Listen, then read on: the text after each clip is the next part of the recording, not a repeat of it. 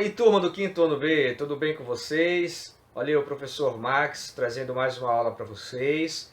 Estamos com muitas saudades da sala de aula, não é? Mas enquanto essa pandemia não passa, vamos ficar em casa, nos cuidando e nos prevenindo, tudo bem? Um forte abraço aí para vocês. Queridos, vamos trabalhar hoje com a disciplina de matemática, tá? Vamos aí para as páginas de 6 a 10, de forma a darmos continuidade com o conteúdo de frações, uma parte, duas partes, várias partes. Como uma forma de nós reforçarmos ainda mais aquilo que vocês têm estudado, tudo bem? Vamos então para a página 6, me acompanhe lá numa questão, a questão de número 3, ok? Bem, aí na questão de número 3, vocês têm uma imagem, um prato com alimentos saudáveis. E logo abaixo um esquema que está representando este prato dividido em porções. Vejam abaixo aí nesse círculo, tá? Que primeiramente ele foi dividido na metade, foi dividido ao meio, certo? Então, a parte maior desse círculo, que é a porção maior, está aí representado pelas verduras e legumes. Então, significa dizer que metade deste prato, ele é de verduras e legumes, ok? Então, a partir daí, vamos logo responder a questão A, que diz assim: a parte com verduras e legumes representa que parte do prato todo? Escreva a fração e pinte no círculo essa parte, ok? Então, se a metade desse prato ele representa verduras e legumes, você vai ter que pintar aí, nesse círculo, a metade do prato, ok? E como é que eu vou representar a metade em forma de fração? Segue aí. Fica assim, desta forma. A metade, ok, deste círculo, a metade do prato, que está representado por verduras e legumes, tá? A fração 1 sobre 2. E eu vou ler assim, meio ou metade, ok? Eu estou falando aí da metade, ok, deste prato. Tudo bem? Vamos agora seguir para a resposta da letra B. Como é que nós vamos fazer a letra B? Observe que quando esse prato ele foi dividido ao meio, a outra metade foi também dividida, certo? Da seguinte forma. Assim, ficamos aí com uma metade dividida ao meio, tá? Produzindo outras duas metades, outras duas partes, ok? Porções representadas pelas proteínas e pelos carboidratos e grãos. Logo, o que é que nós devemos entender aqui? Que cada uma dessas partes aí estão representando a metade da metade, porque esta metade aí foi dividida ao meio. Logo, produziu-se duas metades menores. Então, cada parte, cada porção aqui está representando a metade da metade. Na questão B, está perguntando se os carboidratos eles estão representando a metade da metade do todo. A resposta é sim. Mas, professor, respondendo à questão deste pontinho aí logo abaixo, como é que eu vou representar a fração correspondente pelos carboidratos? Bem, não tem nada de difícil aqui. Você observa primeiro que o círculo, como aparece aí, ele não está totalmente dividido em partes iguais. Então, o que é que você tem que fazer? Primeiro, você deve dividir todo esse círculo aí em partes iguais, ok? Como é que eu vou fazer isso? Basta você pegar essa metade aí, que está inteira, e dividir ao meio para igualar a outra. Sendo assim, você vai ter no final 4 partes iguais. Observe como é que deve ficar. Assim, ó. Eu peguei a figura toda e dividi em 4 partes iguais. Então, eu tenho aí que os carboidratos, certo? eles estão aí representando apenas uma parte do todo. O todo são 4 partes, ok? Então, os carboidratos, eles estão aí representando uma parte de 4, ok? Logo, eu tenho a seguinte fração, 1 sobre 4. E eu vou ler assim, 1/4, ok? Vamos dar continuidade aí.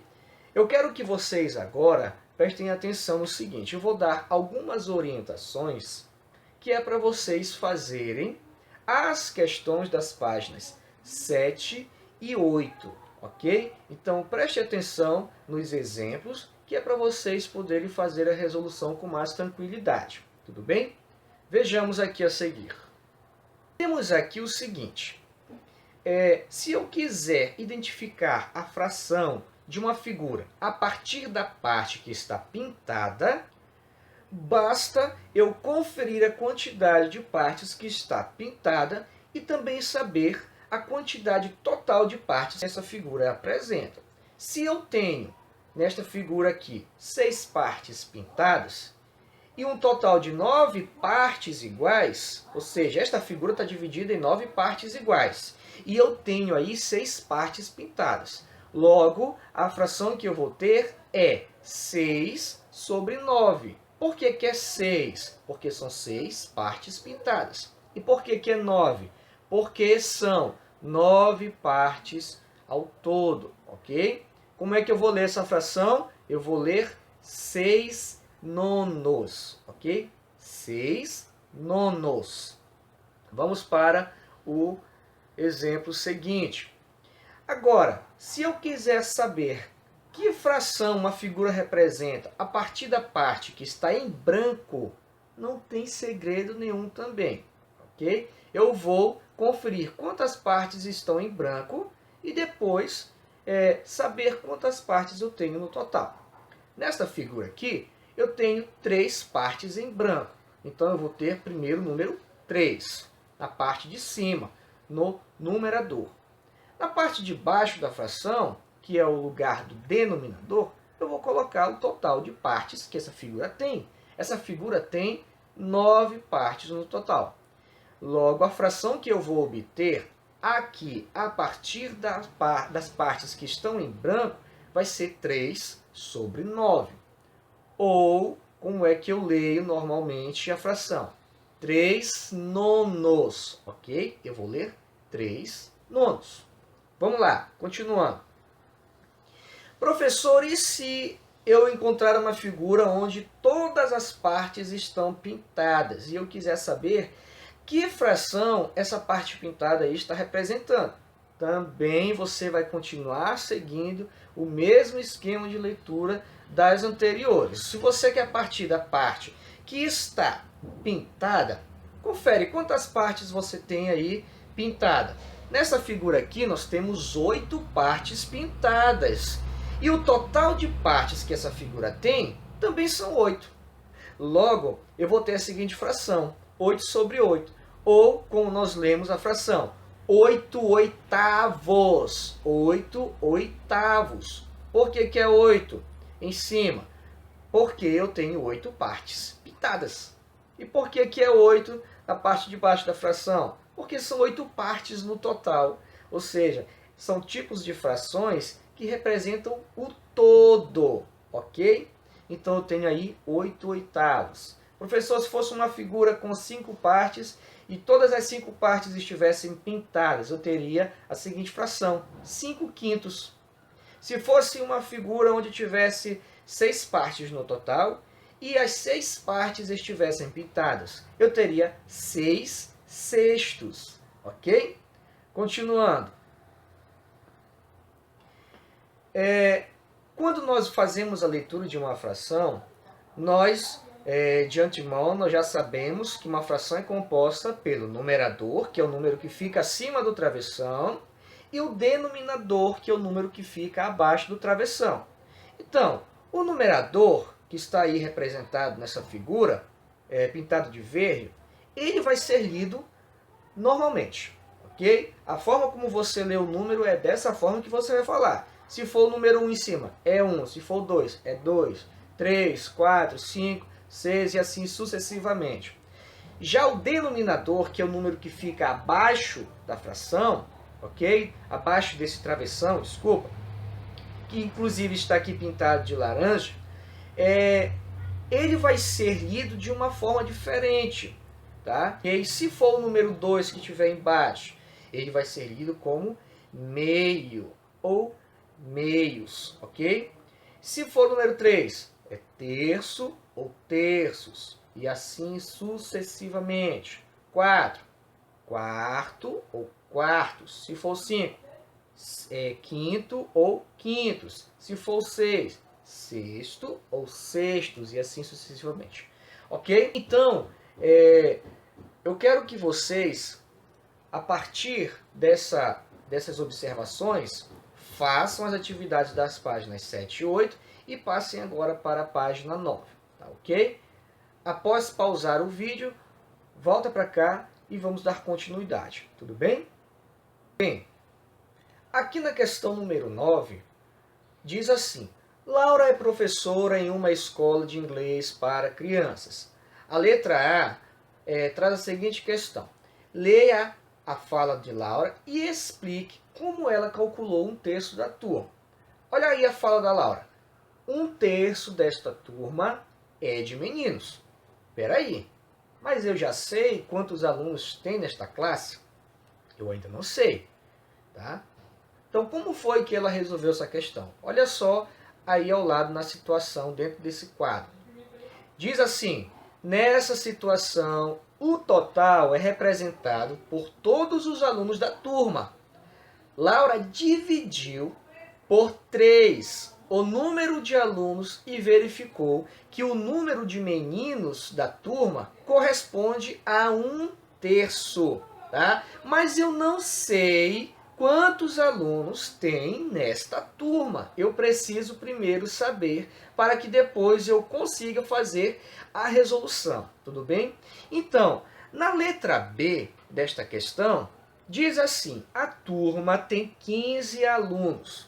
Calcule quantos são os meninos e pinte essa quantidade nos bonequinhos desenhados abaixo. Então, para a gente fazer essa questão, a gente tem que entender o seguinte. Primeiro, a turma tem 15 alunos. E um terço dessa turma é de meninos. Bem, observe aqui que eu armei dessa forma aí. É uma forma mais fácil de vocês poderem organizar esse pensamento de vocês aí para resolver essa questão problema. Primeiro, eu quero saber quanto vale um terço de 15. Então, se eu quiser saber quanto vale uma determinada fração de um determinado total, eu armo dessa forma aqui para me seguir os passos que eu vou indicar para vocês, tudo bem? Então, um terço de 15. Então, eu coloquei um terço, fiz uma setinha apontando para o 15, ok? E agora vocês vão fazer os seguintes passos. Um terço de 15, quanto vale? Primeiro você faz o seguinte, olha aí. Você pega o total, tá vendo a setinha apontando aí? Então, pega o total, que é 15, e divide, tá? Para o 3, ok? Então, você vai fazer 15 dividido para 3. Então, pega o total e divide para o número que está aí no denominador. Então, 15 dividido para 3, tá? É o que eu estou fazendo aí. Quanto é que vai dar 15 dividido para 3? Ok? Então, eu tenho aí o valor 5, porque 5 vezes 3 dá 15, certo? Então, 15 dividido para 3 dá 5. Depois que eu encontrar esse resultado, eu vou multiplicar com o número que está em cima, lá no numerador, ok? Então, vai ficar 5 vezes 1, ok? 5 vezes 1, que vai dar 5. Logo, eu entendo que um terço de 15 é igual a 5, tá? Então, você quer recapitular? Recapitulando, eu vou fazer 15 dividido para 3, que aí eu vou ter como resultado o número 5, ok? Aí vou multiplicar com o número que está em cima. 5 vezes 1 que dá igual a 5.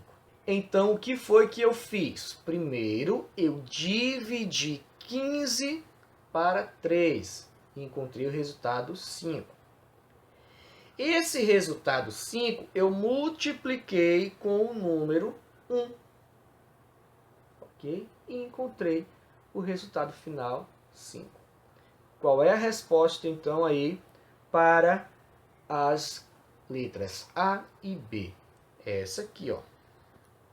1/3 da turma é de meninos. Ora, a turma tem 15 alunos. 1/3 de 15 é igual a 5. Logo, a turma tem 5 meninos. Então, vocês aí em casa podem pintar 5 bonequinhos da questão B, ok? Que é para representar a quantidade de meninos que esta turma tem. Agora, para finalizar, eu quero que vocês façam aí em casa, com os seus familiares, como uma forma de praticar isso que nós estamos estudando aqui, as páginas 10 e 11. Fica aí com atividade para vocês fazerem em casa, ok? Respondam com calma, tenham cuidado, prestem bastante atenção nas resoluções, sigam esse esquema anterior que eu mostrei para vocês, que vai dar tudo certo, tudo bem? Se tiverem dúvida, entrem em contato comigo, tá? A aula de hoje termina aqui. Um forte abraço para vocês. Fiquem em casa, se cuidem. Um abraço, tchau, tchau.